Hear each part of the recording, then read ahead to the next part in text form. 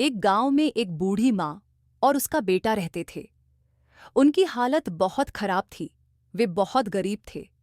उनका घर पुराना और छोटा था और उनके पास खाने के लिए भी ठीक से सामान नहीं था। बूढ़ी माँ दिन रात मेहनत करती थी, लेकिन फिर भी वो अपने बेटे को अच्छी तरह से पालने के लिए संघर्ष करती थी। एक दिन एक चोर उस गांव में आया। वह बहुत ही चालाक था और गांव में बहुत से घरों को लूट चुका था। लेकिन जब वह बूढ़ी माँ के घर में घुसा तो उसने देखा कि घर में कोई खास चीज नहीं है। फिर भी उसकी नजरें बूढ़ी माँ पर पड़ीं, जो बिस्तर पर पड़ी हुई थी और बहुत ही दुखी और कमजोर लग रही थी।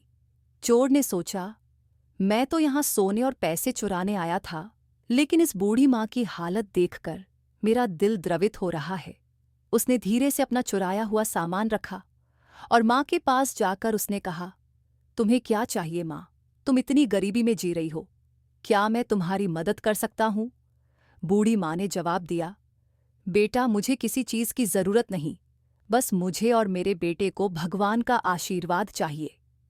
चोर को कुछ समझ नहीं आया, लेकिन उसने दिल से महसूस किया कि गरीबी में भी कुछ चीजें हैं जो पैसे से नहीं खरीदी जा सकती। इंसानियत, दया और प्यार। अंत में चोर ने अपनी लूटी हुई चादर और कंबल उन दोनों के पास रख दिए और बिना एक शब्द कहे वहां से चला गया।